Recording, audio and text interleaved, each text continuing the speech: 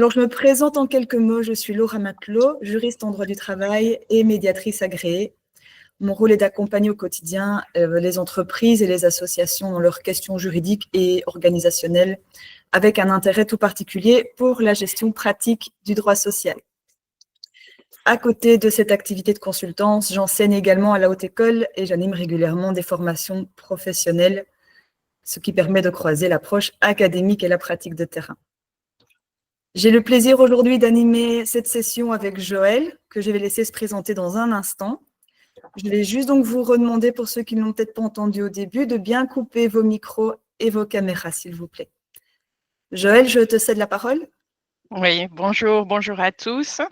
Merci d'être présents aujourd'hui et si nombreux. Donc, je suis Joëlle Boutefeu. Je travaille chez Securex en tant que senior consultante et plus particulièrement dans les matières d'optimisation salariale et de mobilité, d'où ma présence aujourd'hui.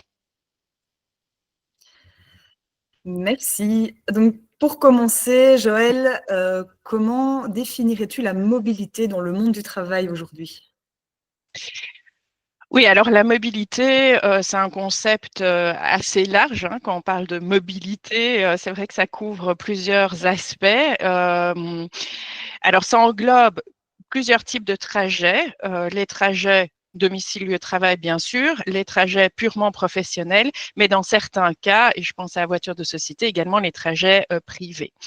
Et ça implique aussi différents modes de transport. On parle de voiture, on parle de vélo, de transport en commun, de marche, quand on vient travailler à pied. Et ça s'inscrit dans un cadre légal assez réglementé au niveau des indemnités, au niveau de la fiscalité, de la sécurité sociale.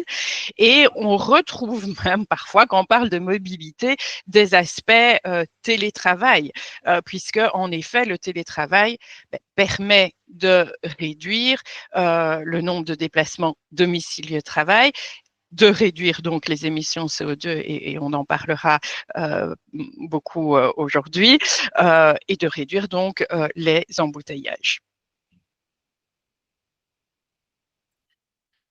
Merci. Et donc, quels sont les impacts sur l'entreprise ? Alors, les impacts sont multiples. La mobilité dans une entreprise, ça a un impact sur les coûts pour l'entreprise. On y reviendra également quand on parlera de la voiture de société, notamment. Ça a un impact aussi sur le bien-être des collaborateurs, sur leur stress. Il est évident que quand un collaborateur passe 1 heure dans les embouteillages le matin pour venir travailler, ça occasionne du stress, de la fatigue. Ça a un impact également sur la vie, l'équilibre vie professionnelle, vie personnelle du travailleur. Bien sûr, ça a un impact sur l'environnement. Je parlais déjà des émissions CO2, on y reviendra encore. Mais également, il ne faut pas l'oublier, sur l'attractivité de l'entreprise et également la flexibilité salariale.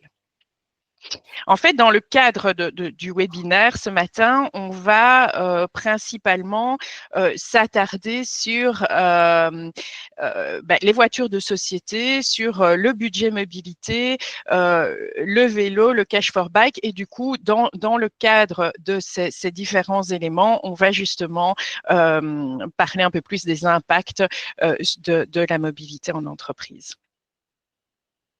D'accord, merci Joël. Et ces dernières années, quelles sont les grandes tendances qu'on a pu observer en matière de mobilité pour les travailleurs ?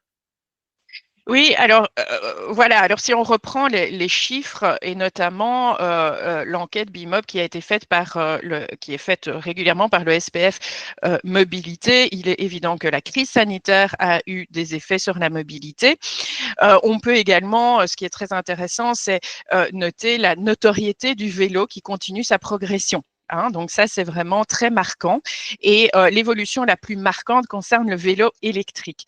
Le nombre d'utilisateurs est passé de 24 à 29%, donc vraiment une très grande progression du vélo électrique. Par contre, par rapport au vélo, il y a une question de sécurité qui se pose. Les utilisateurs des vélos se questionnent beaucoup par rapport à ça. 54% des répondants estiment en effet que le vélo est le mode de transport le moins sûr. Donc là, voilà, les autorités peuvent très certainement agir à ce niveau, au niveau des pistes cyclables, etc. Alors, quant au train, ben là, malheureusement, seulement 9% des répondants utilisent le train au moins une fois par semaine. Et dans ces 9%, on constate que c'est principalement les plus jeunes, 18-24 ans, qui utilisent ce mode de transport. Et finalement, malgré l'émergence de ces solutions de mobilité de plus en plus larges, eh ben, la voiture en Belgique reste le pilier de la mobilité. Selon une étude Polaris, 89% des ménages possèdent au moins un véhicule, même si on remarque aussi une évolution. 28% des familles qui disposent de plusieurs voitures envisagent éventuellement de réduire leur flotte. En fait, on remarque que malgré tout, les pressions liées au changement climatique s'intensifient. Et si la moitié des Belges utilisent leur voiture tous les jours, ils se rendent compte évidemment que ça a un impact sur l'environnement. Et de ce fait, on remarque, évolution aussi importante, c'est l'électrification des flottes, l'électrification du parc. Ça fait partie des évolutions également les plus visibles. En 2025, 39% des Belges déclarent envisager l'achat d'un véhicule électrique et malgré les freins, on les connaît, on en a tous entendu parler. C'est quoi? C'est le coût élevé des voitures électriques, l'autonomie qui est souvent jugée insuffisante, la rareté des bornes de recharge à proximité du domicile. C'est des freins dont on parle beaucoup. Je tiens juste à rajouter qu'il y a quand même une évolution assez importante depuis 2-3 ans, que ce soit sur justement l'autonomie des véhicules électriques, mais également sur les bornes de recharge. Il y a de plus en plus de bornes de recharge en Belgique. Et alors, donc, les particuliers, on le comprend, suite à ces freins, ils hésitent encore à passer à l'électrique. Par contre, les entreprises accélèrent, elles, et la part des véhicules électriques dans les flottes des entreprises est passée de 17% en 2024 à 32% en 2025. Donc, on remarque qu'en 2 ans, près de la moitié des parcs automobiles vont être électrifiés, puisqu'on est à 34%, mais ça évolue très, très vite.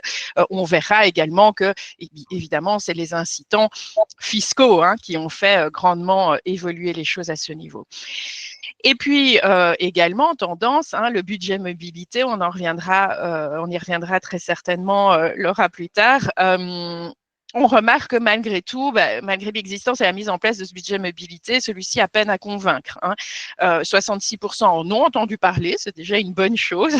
C'était pas le cas il y a quelques années, mais seuls 5% utilisent effectivement ce budget mobilité. Et de nouveau, on constate que c'est plus spécifiquement les jeunes qui sont enclins à répartir ce budget entre vélo, remboursement de prêts, etc., etc.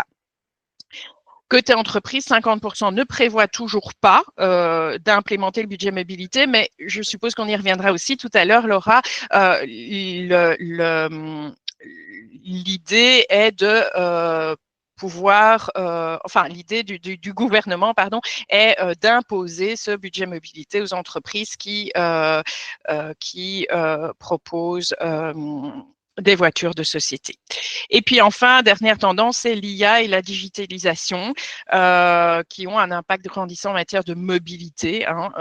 Donc, c'est très important puisqu'on va avoir des flottes connectées et tout ce qui est carte de recharge, station de recharge intelligente permet une gestion efficace des flottes. Ça permet également une optimisation de la consommation d'énergie et l'amélioration de la sécurité. On a également, mais ça depuis un petit temps déjà, depuis l'émergence du budget mobilité, des solutions pratiques pour gérer intelligemment les budgets mobilité. Merci. Je suis étonnée que seulement 66% des entreprises aient entendu parler du budget mobilité. Effectivement. Oui, je pensais que c'était plus peut-être pas plus utilisé, mais en tout cas mieux connu des entreprises. Et quels seraient donc les bénéfices d'une stratégie de mobilité mieux pensée? Oui, alors pour le budget mobilité, en effet, c'est les raisons aussi pour lesquelles l'accord de gouvernement, on le verra plus tard, souhaite l'imposer. 66%, tu as raison de le noter, n'est pas un chiffre encore très élevé. Alors une mobilité, les bénéfices, évidemment, on les connaît, j'en ai un peu parlé lors du début de cette présentation. Une attractivité accrue de l'employeur. Proposer des solutions de mobilité flexibles, c'est répondre aux attentes des talents qui veulent, on le sait, de plus en plus de flexibilité, que ce soit par rapport à leur lieu de travail, que ce soit par rapport à leur salaire et donc à la mobilité, bien sûr. Ça permet de réduire les coûts aussi. Et ça, on y reviendra. Une flotte automobile optimisée et l'instauration de modes de transport doux peut réduire les coûts liés aux voitures de société, au carburant, au stationnement, etc., etc. Et puis, mettre en place une mobilité durable, ça démontre aussi un engagement de l'entreprise en faveur du développement durable et ça contribue aux objectifs de RSE, responsabilité sociétaire des entreprises. Puis, ça permet une meilleure qualité de vie, on en a déjà parlé, moins de stress dans les embouteillages, moins de fatigue, et puis ça permet simplement de se conformer, on y reviendra, mais à la réglementation. Et donc ça, c'est les bénéfices pour les employeurs. À côté de ça, il y a aussi des bénéfices pour les collaborateurs, ils ont une liberté de choix, comme on l'a dit. Ils font des économies aussi personnelles s'ils ont une voiture de société, bien sûr, ou un vélo qui est mis à disposition. Ça leur permet d'avoir une meilleure santé, on en a déjà parlé, et c'est moins chronophage, parfois, pas toujours, quand on utilise les transports en commun, mais parfois, effectivement, utiliser le transport en commun ou le vélo peut parfois être plus rapide que la voiture. D'accord, merci. Et tu as évoqué à plusieurs reprises donc, les objectifs du gouvernement. Oui. Quels sont les changements à venir concernant les voitures de société et le budget mobilité? Oui, alors soyons clairs, l'objectif du gouvernement est le suivant. D'ici 2026, toutes les nouvelles voitures de société devraient être neutres en carbone. Et il fallait donc trouver un incitant très fort pour rendre ces voitures plus attrayantes. Les voitures électriques, j'entends. Et le précédent gouvernement a misé sur 3 axes principaux. Alors, d'une part, la déductibilité fiscale totale uniquement pour les voitures électriques. Donc ça, c'est un grand changement et ça peut engendrer des coûts supplémentaires si vous avez encore des voitures à moteur thermique. D'autre part, des incitants fiscaux pour l'installation de bornes de recharge et la simplification du budget mobilité. Alors en effet, le budget mobilité a déjà évolué depuis sa mise en place. Le précédent gouvernement a supprimé la condition relative aux travailleurs. Il a également, augmenter le nombre de kilomètres domicile, lieu de travail pour le remboursement de l'emprunt hypothécaire ou du loyer. Donc, on est passé de 5 à 10 kilomètres. Et alors, donc maintenant, le gouvernement actuel, il faut savoir que vous l'avez sans doute lu, parce qu'on a pas mal de questions à ce sujet. L'accord de gouvernement de janvier 2025, pardon, je suis déjà en 2026. L'accord de gouvernement de janvier 2025 prévoit que dès 2026, le budget mobilité deviendra obligatoire pour toutes les entreprises qui proposent déjà des voitures de société. Alors, ça a fait couler pas mal d'encre. Comme je dis, j'ai eu pas mal de questions à ce sujet. Cette mesure s'inscrit bien évidemment dans une volonté d'encourager une mobilité plus souple et plus respectueuse de l'environnement. Alors, est-ce que ces mesures sont déjà officielles? J'insiste là-dessus. Pas encore. D'accord? Donc, il s'agit ici d'une mesure de l'accord de gouvernement qui n'est pas encore transposée dans la législation. Donc, d'ici la fin du processus législatif, la mesure peut encore changer. C'est en discussion à l'heure actuelle. Mais, malgré tout, c'est inscrit dans l'accord de gouvernement, donc ça sera sans doute appliqué. Comment exactement, à partir de quand exactement, on ne sait pas, mais il faut en tout cas se préparer, il faut y penser.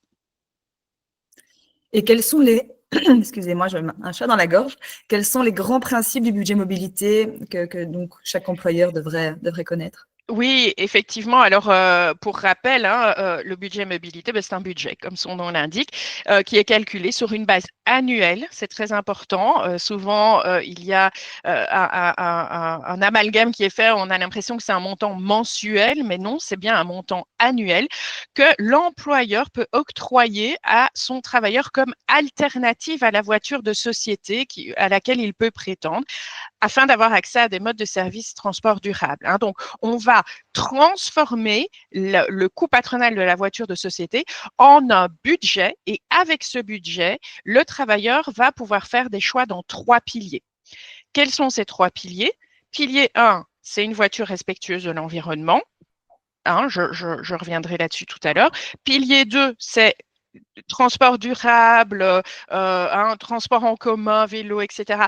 Et sont assimilés au transport durable justement également, je l'ai déjà évoqué, le remboursement de l'emprunt hypothécaire ou remboursement du loyer, si certaines conditions sont remplies. Et le pilier 3, c'est le solde. Tout ce qui n'a pas été utilisé en pilier 1 et ou 2 sera payé en décembre ou plus tard en janvier de l'année suivante aux collaborateurs. Alors, l'objectif du budget mobilité, bien sûr, c'est de diminuer le nombre de voitures de société. On sait que les voitures de société sont très, très présentes en Belgique. Donc, c'est de diminuer le nombre de voitures de société, mais également de veiller via ce pilier 1 à ce que les voitures de société qui sont encore en circulation soient moins polluantes. Et donc, le travailleur va pouvoir choisir librement de quelle manière il va répartir son budget mobilité parmi les 3 piliers. Il peut combiner une voiture non polluante avec des modes de transport durables, etc. Et comme je l'ai dit, donc dans le cadre de l'accord de gouvernement, plusieurs réformes importantes ont été annoncées concernant le budget mobilité. Donc, jusqu'à présent, la décision de permettre, d'implémenter le budget mobilité dans l'entreprise, c'était une décision de l'employeur, mais cette liberté de choix donc devrait disparaître et ça serait imposé aux travailleurs qui mettent à disposition une voiture de société. Les travailleurs, eux, resteront libres d'opter pour la solution de mobilité qui leur convient le mieux. Et autre modification également, comme je dis, ils sont en train de discuter, donc je vous fais part un peu des discussions en cours. Il faut savoir qu'actuellement, le système du budget mobilité n'est accessible qu'à l'employeur qui a déjà, qui met à disposition des voitures de société depuis au moins 36 mois. D'accord? Et cette condition est aussi appelée à disparaître de nouveau, de manière à ce que le budget mobilité soit plus attractif, soit plus accessible. Et puis enfin, certaines règles devraient être renforcées. J'ai parlé du pilier 1. Je vous ai dit que le pilier 1, c'était le choix d'une voiture de société respectueuse de l'environnement. Qu'entend-on par respectueuse de l'environnement? Jusqu'à présent, c'était donc une voiture qui était, dans tous les cas, plus écologique que celle que le travailleur avait auparavant, mais également qui ne dépassait pas 95 grammes de CO2. À partir de maintenant, le pilier 1, ce sera uniquement des voitures électriques. Dernier point, et j'ai eu également pas mal de questions à ce sujet, à plus long terme, le gouvernement souhaiterait élargir le budget mobilité à l'ensemble des travailleurs. Donc, y compris ceux qui n'ont pas droit à une voiture de société. Et donc, cette réforme permettrait à chacun d'opter pour une solution de mobilité plus adaptée à sa situation personnelle, sans cette condition préalable d'avoir une voiture de société. Sachez que ce changement, cette modification législative ne sera pas prévue, c'est pas prévu pour tout de suite, mais c'est la volonté du gouvernement à plus long terme. Et bien sûr, toutes les modalités du calcul calculs de ce budget sont encore à définir.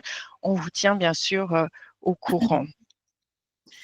D'accord, merci. Et les règles actuelles, justement par rapport à la fiscalité, pour les véhicules de société? Oui, c'est très important effectivement parce que ces règles changent régulièrement.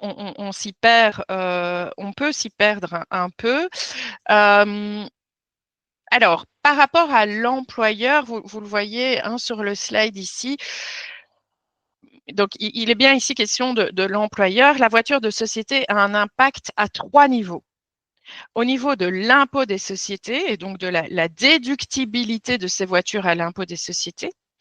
Au niveau de la cotisation de solidarité, pour rappel, la cotisation de solidarité, c'est une cotisation qui est payée par l'employeur à l'ONSS lorsqu'il met une voiture à disposition des travailleurs. Et puis la TVA. Alors, la TVA, il n'y a pas de nouvelles règles. Donc, a priori, la partie de la TVA non déductible concernant les voitures, c'est 65%. Bon, il y a aussi d'autres régimes, mais dans 95% des cas, 65% de la TVA sera non déductible. Donc, je ne vais pas m'attarder sur ce point-là. Par contre, je vais prendre un peu plus de temps pour expliquer ce premier point, la déductibilité à l'impôt des sociétés. Donc, je vais commencer par les véhicules dont l'acquisition a eu lieu entre le 1er juillet 2023 et le 31 du 12 2025, donc jusqu'à fin de cette année. Vous le voyez dans le tableau adaptation des limites de la déductibilité fiscale. En effet, la déductibilité, je parle ici des véhicules à moteur thermique. J'insiste, donc pour les véhicules à moteur thermique, la déductibilité est limitée au maximum à 75% en 2025, à 50% en 2026 et à 25% en 2027. Et ces véhicules ne seront plus du tout déductibles en 2028.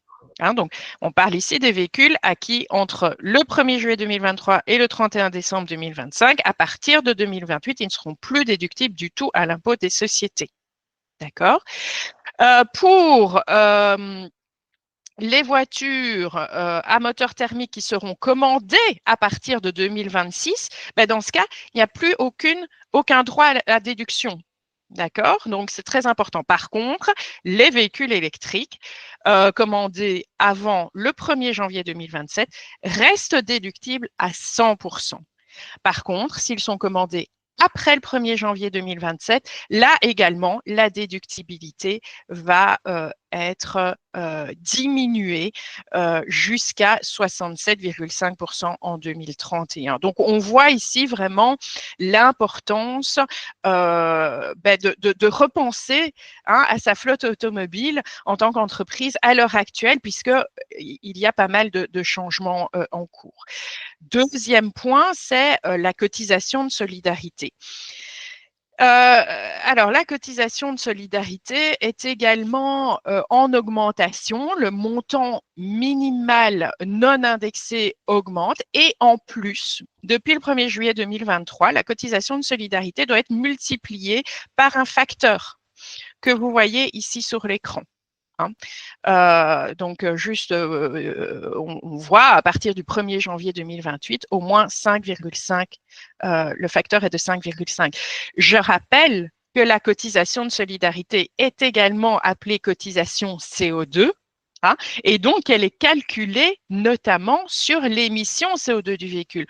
Plus vos véhicules, vos voitures de société ont une émission CO2 élevée, plus donc la cotisation de solidarité sera élevée et je rappelle qu'elle va être multipliée par un certain facteur. Donc ça également, c'est très important. Dernier point, si tu me permets, Laura, c'est les hybrides. Alors, les hybrides rechargeables commandés à partir du 1er janvier 2026 perdront également leur déductibilité fiscale. Alors là, il y a eu un peu des allers-retours. Le gouvernement de Wever avait pourtant prévu dans son accord de coalition un assouplissement de la fiscalité des hybrides. Mais finalement, il n'en reste rien de ces projets. Donc également, c'est pour des raisons de sanctions européennes, hein, le gouvernement a à nouveau modifié, je dirais, le retour en grâce fiscale des hybrides. Seuls les indépendants en nom propre pourront bénéficier de cet assouplissement, mais donc les entreprises, pour les entreprises qui ont des hybrides rechargeables, celles-ci aussi, si elles sont commandées après le 1er janvier 2026, elles perdront leur déductibilité. Juste un dernier point, je n'ai pas parlé de l'ATN, mais donc ça, c'est par rapport à l'employeur, par rapport au travailleur. On le sait tous, hein, le travailleur, lorsqu'on met à disposition une voiture de société, il doit payer un avantage de toute nature, un ATN, qui est également calculé sur l'émission CO2. Donc forcément, plus l'émission CO2 du véhicule sera élevée, plus l'ATN du travailleur sera élevée. D'accord, merci. Je note donc qu'il faut commander une nouvelle voiture électrique avant 2027 pour profiter d'une bonne déductibilité. Je note ça à l'agenda. Parfait. Et au niveau des enjeux actuels pour les employeurs, qu'est-ce que tu peux nous dire? Alors, on l'a déjà évoqué, mais je pense que c'est toujours bon de les rappeler. Il faut attirer les talents. On est en guerre des talents, hein, on le sait. Ça implique de s'adapter aux besoins des travailleurs. On a des travailleurs de plusieurs générations qui ont des besoins différents. Hein. C'est très marquant. Et donc, l'idée, c'est vraiment de pouvoir s'adapter à tout type de travailleurs et notamment à leur demande de flexibilité. Un travailleur de 50 ans ne va pas avoir les mêmes besoins qu'un travailleur de 25 ans, ni les mêmes valeurs, ni les mêmes croyances. Donc, c'est vraiment important de pouvoir attirer tout type de talents. On l'a vu également, hein, j'en ai parlé tout à l'heure, Laura, quand on parlait des nouvelles tendances, on voit que les tendances des jeunes travailleurs ne sont pas du tout les mêmes que les tendances des travailleurs plus âgés. On voit qu'en tout cas, les travailleurs de plus de 50 ans, notamment, ne sont pas prêts à échanger leur voiture de société dans le cadre d'un budget mobilité. Donc, il faut vraiment s'adapter il faut s'adapter aux différents types de collaborateurs. Ça, c'est une chose. L'autre chose, et on vient de le voir, c'est maintenir les coûts salariaux sous contrôle. Les voitures de société à moteur thermique représentent un coût de plus en plus important pour l'employeur. Et donc, adopter une stratégie de mobilité diversifiée, hein, vélo, voiture électrique, transport en commun, etc., mais ça permet à l'employeur de maîtriser ses dépenses. C'est très important. Et puis, il faut adapter son entreprise à toutes les nouvelles mesures qui existent dans cette matière et qui sont assez nombreuses. C'est des réglementations européennes, c'est des réglementations belges. Les législations évoluent énormément. Fiscalité verte, zone à faible émission, incitant pour véhicules électriques, obligation de reporting, etc. Donc, les employeurs doivent rester attentifs et rester et suivre ces réglementations pour rester conformes. On vous y aide bien évidemment, hein, donc il ne faut pas hésiter à nous contacter pour ça. Et puis, il faut répondre aussi aux enjeux environnementaux et également, je dirais, donner une image responsable de l'entreprise, de son organisation. Merci. Et j'aimerais rebondir sur la mobilité durable dont tu as parlé tout à l'heure également.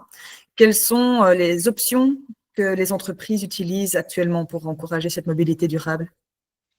Alors, on voit, et c'est lié hein, aux tendances dont j'ai parlé tout à l'heure, on voit qu'il y a énormément d'employeurs qui encouragent l'usage du vélo.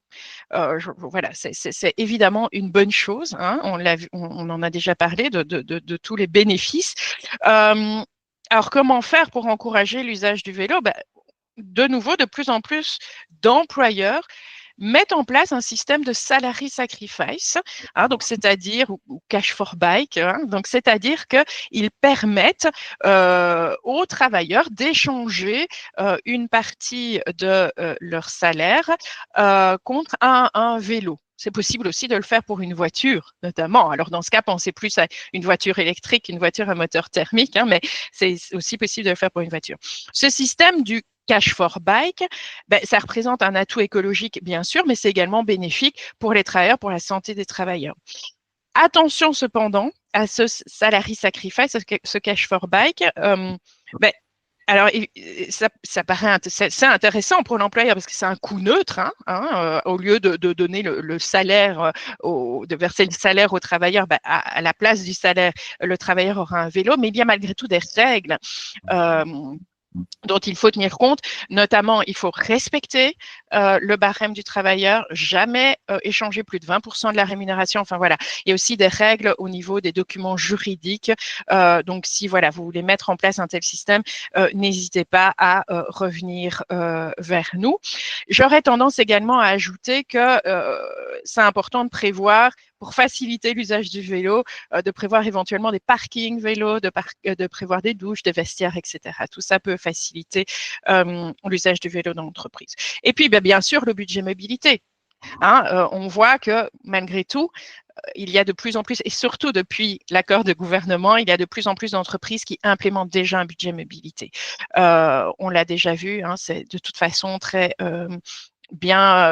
très très bénéfique en tout cas pour la rétention des travailleurs puisque ça permet une plus grande flexibilité quant au package salarial, je dirais, du travailleur. On le voit encore dans le slide ici, ça lui permet de faire des choix de mobilité. Troisième tendance, j'ai également énormément de demandes par rapport à l'électrification de la flotte automobile. Bon, je ne vais pas revenir là-dessus, on a vu l'intérêt bien sûr. Ça implique une réflexion, évidemment. J'entends bien que ça ne se fait pas forcément de manière comment dire, bâclé. Il faut réfléchir à tous les aspects de l'électrification de la flotte, c'est-à-dire le total cost of ownership du véhicule, la charge du véhicule, les bornes de recharge. Est-ce que l'employeur va payer les bornes de recharge à mettre à disposition des travailleurs? Est-ce qu'il va placer des bornes de recharge dans l'entreprise? Donc, c'est vrai que toute cette nouvelle car policier électrique, je dirais, demande quand même une réflexion assez importante. Voilà. Merci.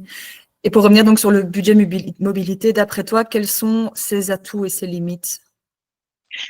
Voilà, alors les limites, oui, il y en a et c'est sans doute ce qui limite l'impact et l'adhésion au budget mobilité. Donc, alors, on parle souvent de complexité administrative. Alors là, j'avoue que je pense que l'idée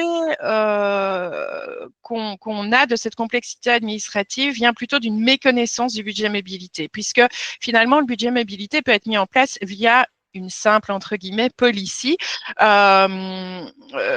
et pour les travailleurs intéressés, une annexe au contrat de travail. Mais donc, je pense que un des freins, donc, c'est surtout la méconnaissance du budget mobilité. Tu l'as relevé tout à l'heure, Laura, seuls 66% des entreprises connaissent le budget mobilité, savent ce que c'est, et même quand elles savent ce que c'est, parfois il y a des idées fausses qui circulent encore. L'autre frein, c'est le calcul du budget en tant que tel. Le budget mobilité, donc on l'a vu, c'est une conversion de la voiture en un budget. Comment est-ce qu'on calcule le budget? On calcule ce budget en Total Cost of Ownership, TCO. Donc, c'est le coût patronal de la voiture qui va être transformé en budget. Et ce calcul n'est pas évident malgré, tu le sais, malgré la mise en place d'un arrêté royal qui a prévu 2 formules. Malgré tout, ce calcul reste assez complexe. Alors, il y a aussi la gestion du budget mobilité. Forcément, plus on offre de flexibilité aux travailleurs, plus cela demande une gestion. Il faut savoir malgré tout qu'il y a des plateformes qui permettent de faciliter cette gestion. Mais je reviens quand même sur les atouts, j'insiste là-dessus, une plus grande flexibilité, une plus grande personnalisation. Donc ça, c'est quand même des éléments que je tiens à souligner. Et est-ce que tu pourrais nous donner un exemple concret? Oui, bien sûr. Donc, alors, il faut savoir que le budget mobilité, je le répète, j'insiste, c'est un budget annuel. Donc, et ce budget annuel ne peut pas dépasser 16 875 €. Donc, le TCO du véhicule annuel ne peut pas dépasser 16 875 €. Il ne peut pas dépasser 20% de la rémunération brute annuelle, la rémunération x 13 s'il y a un 13e mois. Alors, imaginons que voilà, vous avez un travailleur dans l'entreprise, vous lui avez octroyé une voiture de société, et vous avez implémenté le budget mobilité. Le travailleur en question décide effectivement de convertir sa voiture en un budget. On calcule le montant du budget et le TCO du véhicule est de 7 500 euros. Ça veut dire que ce travailleur a un budget annuel de 7 500 euros qu'il va pouvoir dépenser dans les 3 piliers que vous avez à l'écran. Il décide de consacrer ce budget à l'achat d'un vélo en janvier, par exemple. Le vélo coûte 2 500 euros TVA comprise. On va donc déduire ces 2 500 euros des 7 500 euros de budget mobilité. Il lui reste 5 000 euros et donc ces 5 000 euros, il décide de les consacrer au remboursement du prêt hypothécaire. J'en profite juste pour rappeler les conditions. Il ne peut utiliser ce budget dans le remboursement de son emprunt hypothécaire que si soit il habite à moins de 10 km à vol d'oiseau de son lieu de travail, soit il exerce au moins 50% de télétravail. Et donc, les 5 000 euros restants, on peut les diviser en 12 pour les 12 mois restants. Ça fait à peu près 416 euros par mois et qu'il va consacrer au prêt hypothécaire. Dès lors, il ne lui reste plus de pilier 3, il ne reste plus de solde. Si cela avait été malgré tout le cas, il aurait dans ce cas eu le paiement du solde en décembre, au plus tard en janvier, après déduction de 38,07%. Donc le pilier 3, c'est le pilier le moins optimisant, je dirais. Alors, par rapport à cet exemple, il ne faut pas oublier de demander les justificatifs. Donc ici, pour le vélo, la facture. Pour l'emprunt hypothécaire, justificatif de cet emprunt à son nom, etc. Il faut effectivement encoder en tant qu'employeur, donc c'est une responsabilité de l'employeur, encoder ces montants. Et dans le budget mobilité, le travailleur doit toujours avoir la possibilité de savoir où il en est dans ce budget mobilité. Et au niveau du traitement social et fiscal, il n'y a pas de NSS et pas de précompte professionnel sur les avantages choisis, à part le pilier 3, mais sur le pilier 2, il n'y en a pas. Donc, c'est effectivement très intéressant et très optimisant. Merci. Et pour les entreprises et les personnes qui participent, quels sont les points clés que tu pourrais nous donner pour construire une politique de mobilité qui soit cohérente et attractive? Oui, alors je suis contente que tu parles de politique de mobilité et pas de politique voiture ou de car policy, parce que effectivement, je pense qu'il faut passer de la car policy à la mobility policy, donc de la politique voiture à une politique de mobilité, comme tu l'as très bien dit.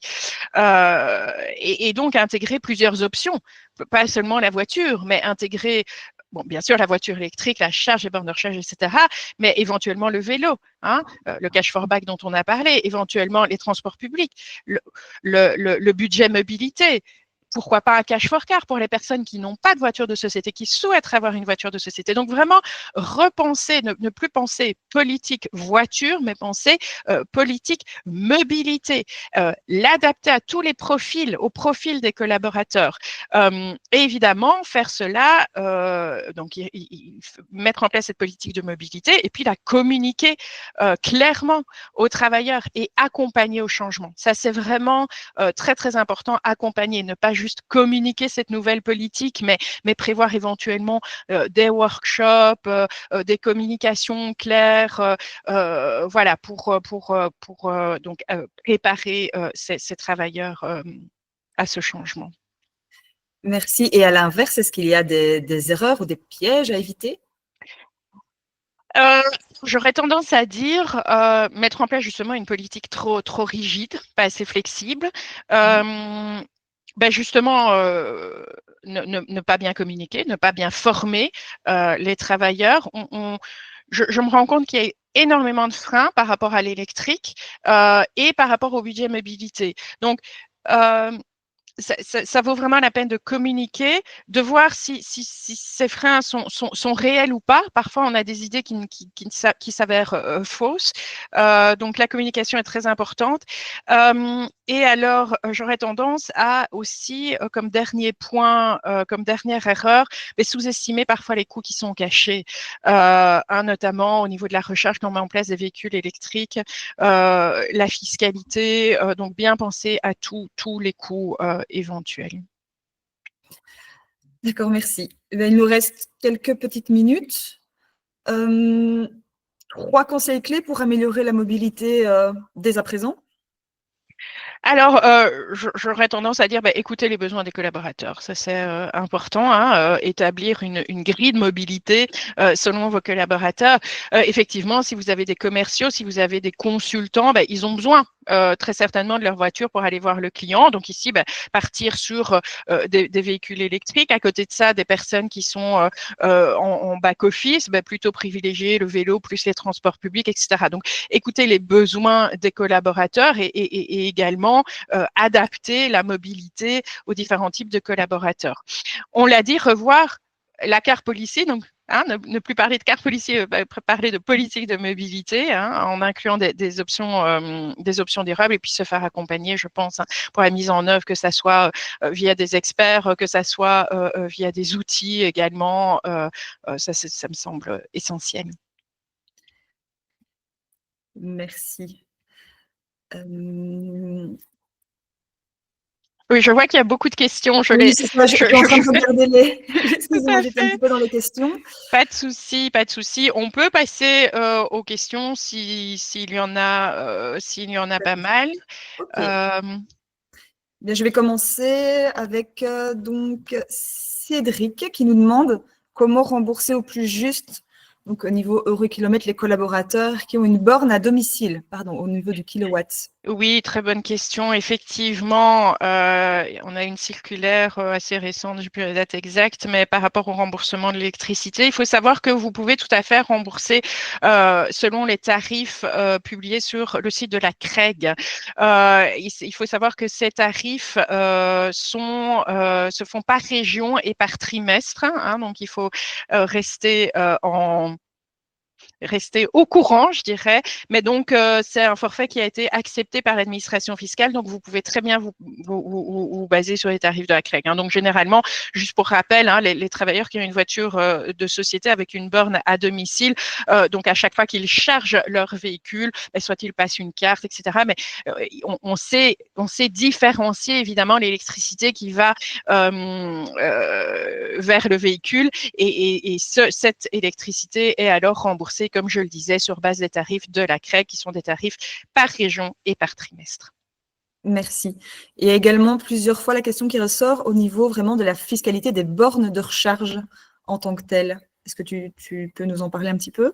Oui, alors la borne de recharge en tant que telle, c'est compris dans l'ATN, tout comme en fait quand on avait les voitures de société, quand les voitures de société à moteur thermique, la carte essence était compris dans l'ATN du véhicule. Là, de la même manière, le placement de la borne de recharge ainsi que les coûts d'électricité sont également compris dans l'ATN du véhicule. Donc, il n'y a pas, je dirais, d'avantages de toute nature supplémentaires pour les travailleurs. Alors, maintenant, la borne de recharge va être déductible pour l'employeur. Donc, voilà, ça n'a pas de tracas par rapport à ça. Et l'électricité également est déductible pour l'instant à 100% pour l'employeur. Merci. Nous avons également Nathalie qui demande donc quid des employés qui disposent déjà d'un véhicule et qui décident d'opter pour le budget mobilité. Qu'advient-il du véhicule ? Oui. Et quand s'appliquera donc du coup le budget mobilité ? Oui, tout à fait.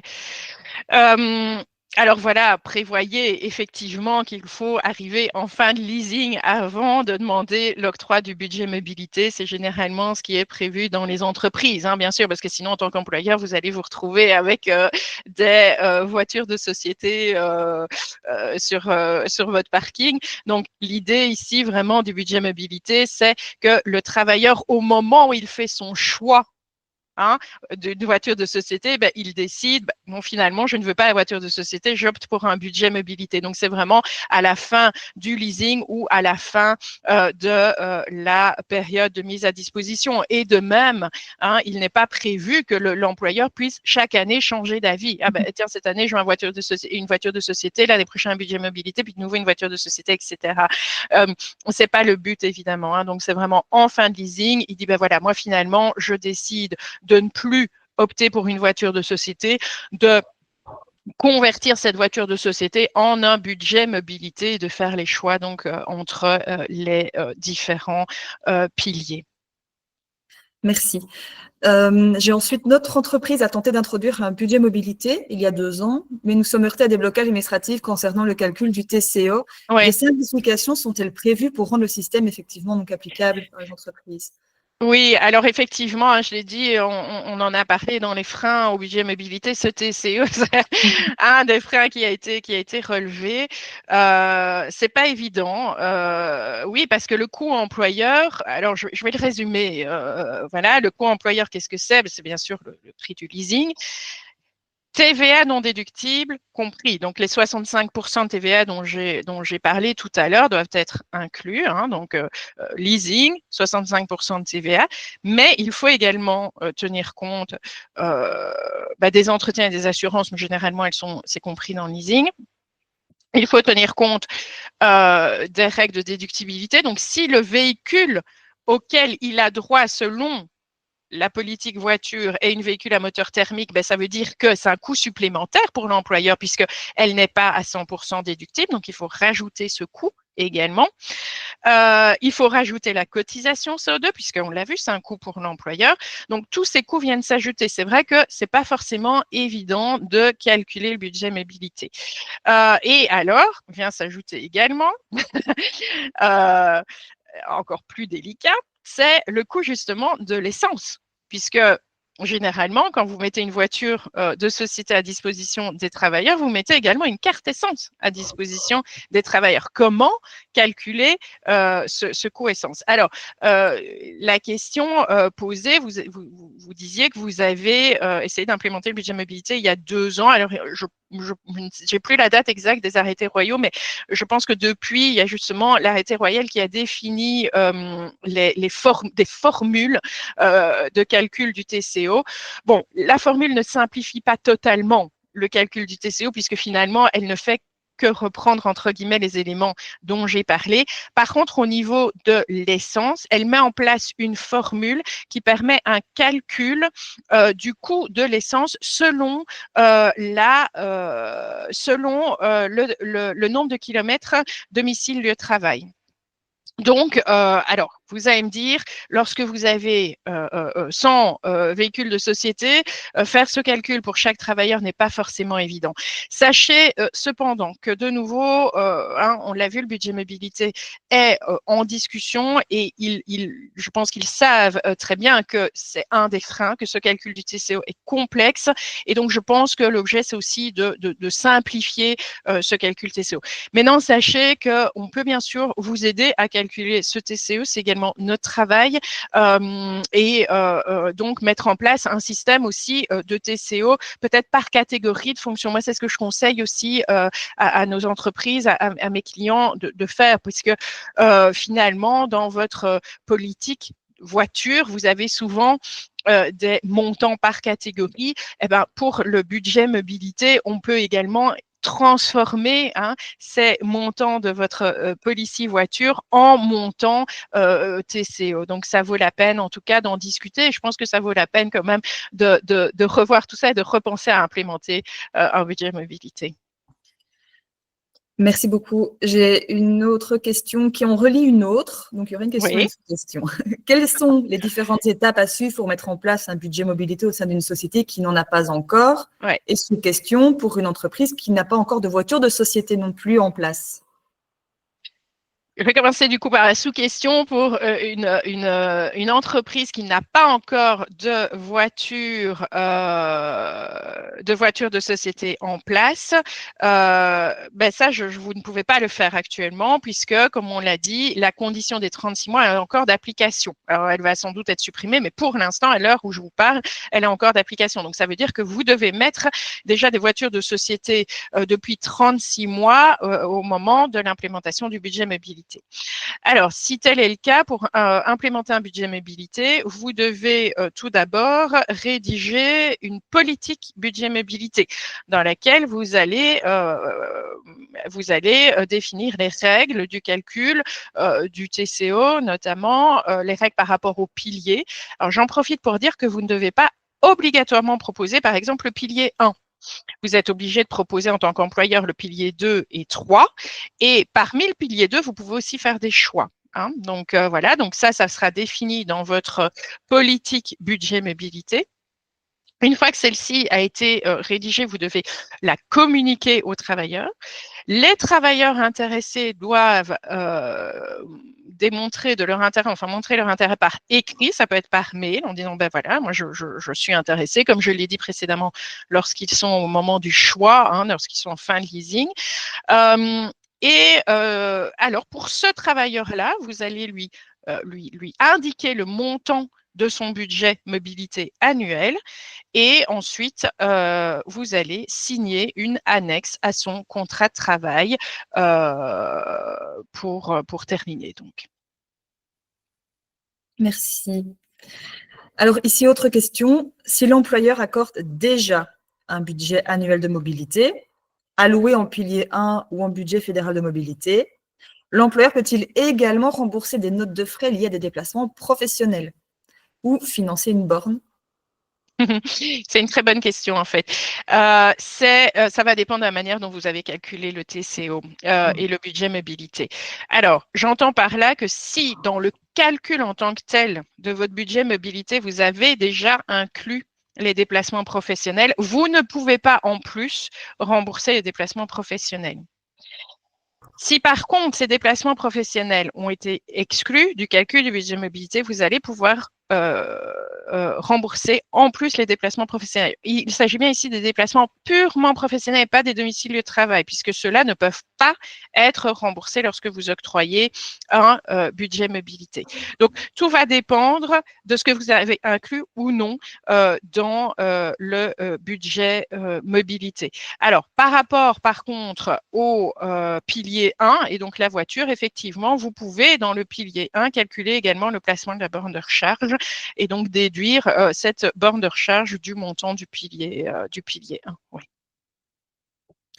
Merci. Et alors ici, j'ai une autre question aussi intéressante. On rebondit sur ce qu'on a discuté tout à l'heure avec le budget annuel. Quid si un travailleur sort de l'entreprise fin janvier et qu'il a dépensé, par exemple, 2 500 € pour l'achat d'un vélo début janvier? Quid du vélo? Doit-il le rembourser ou comment ça se passe dans ce cas-là? Oui, très bonne question. C'est aussi une question qu'on a assez régulièrement. Bon, alors j'aurais tendance à dire que le travailleur qui part fin janvier, qui a déjà dépensé tout son budget mobilité, ça reste peu fréquent, mais ça peut tout à fait arriver et c'est prévu par le législateur. Hein, donc, oui, parce qu'on l'a dit, le budget mobilité, c'est un budget annuel. Donc, dans l'exemple que j'ai donné tout à l'heure, il a 7 500 € de budget mis à sa disposition annuellement. Il peut très bien dépenser tout son budget en janvier. Voilà, il part fin janvier. Qu'est-ce qu'on fait? Eh bien, parce que le budget, dans ce cas, est proratisé.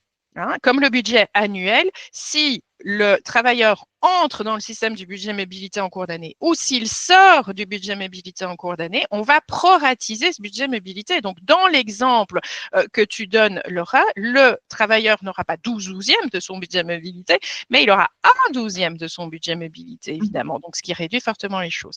Eh ben, le législateur a simplement prévu un remboursement par le travailleur. Donc, c'est vraiment prévu dans la législation. Donc, dans ce cas, effectivement, le travailleur devra compenser et devra payer ce qu'il a dépensé en surplus, je dirais.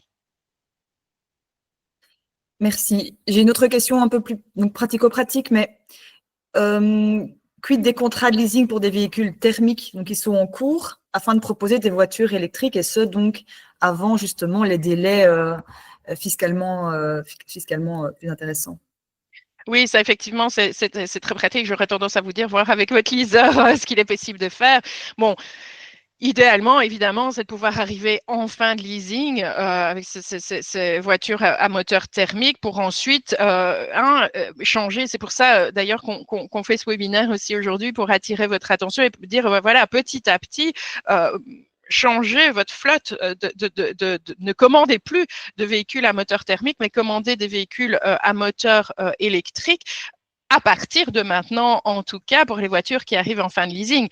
Bon, voilà, c'est sûr que pour lorsqu'on arrive, je ne sais pas, en 2027, que vous avez encore des leasings de véhicules à moteur thermique, ça, j'aurais tendance à dire, voir avec votre leaser ce qu'il est possible de faire, parce que oui, la déductibilité de ces voitures va être fortement réduite et donc ça va engendrer des coûts supplémentaires énormes pour l'entreprise, oui. Merci. Elle nous demande également ici une confirmation.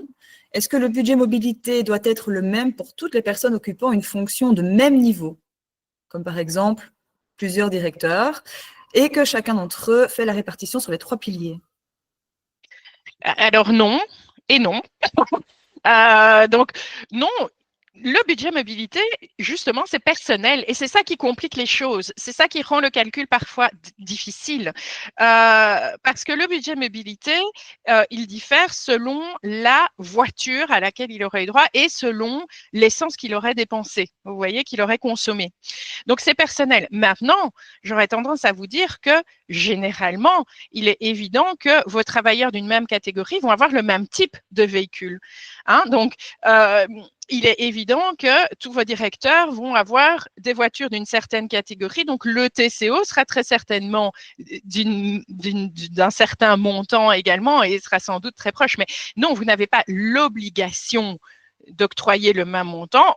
Le montant, justement, dépend de la voiture qui est convertie et de l'essence qui aurait été consommée. Donc, ça, c'est pour la première question. Et la deuxième, c'était, ah oui, est-ce qu'ils doivent forcément faire des choix dans les 3 piliers? Alors non, comme j'ai dit, vous n'êtes même pas obligé en tant qu'employeur de proposer le pilier 1 et ils peuvent faire les choix qu'ils souhaitent. C'est la flexibilité parmi les propositions qui sont faites dans la politique budget mobilité. Et donc, il est évident que chaque travailleur peut faire les choix qu'il souhaite. Maintenant, si votre question, je suis en train de réfléchir et je me dis, est-ce que votre question, c'était est-ce que je dois proposer les mêmes choix en tant qu'employeur à tous mes travailleurs? Alors, d'une même catégorie, ça oui. Hein, les choix doivent être les mêmes pour tous les travailleurs d'une même catégorie. Par contre, vous pouvez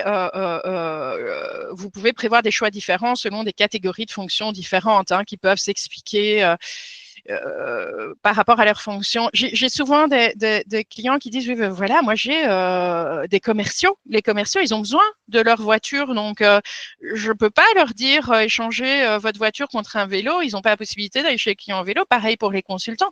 Donc, vous pouvez aussi exclure ces travailleurs du budget mobilité et dire, voilà, le budget mobilité s'applique aux travailleurs de mon entreprise, mais pas pour les consultants et les commerciaux qui, eux, c'est un outil de travail, ils ont besoin de leur voiture pour aller chez le client, par exemple. J'allais venir, c'est justement une question qui est pas mal revenue dans le chat et que j'allais poser, avec justement des commerciaux et des personnes qui ont besoin d'un véhicule pour. Tout à fait. À l'heure actuelle, vous pouvez les exclure du budget mobilité. Donc, vous pouvez tout à fait, dans votre politique budget mobilité, dire, ben voilà, le budget mobilité s'applique à telle catégorie de collaborateurs. Et donc, vous excluez par là les commerciaux, les consultants qui, oui, vous le dites, ont besoin de leur voiture. Je vous parle toujours des règles actuelles du budget mobilité. Je ne sais pas ce qui est prévu par la suite, mais bien sûr que c'est quelque chose qui a été relevé et donc c'est quelque chose que vous, à mon sens, vous aurez toujours la possibilité d'exclure certains travailleurs du budget mobilité. Merci. Alors encore une question, il nous reste 1 minute, mais c'est de nouveau quelque chose qui est revenu quelques fois.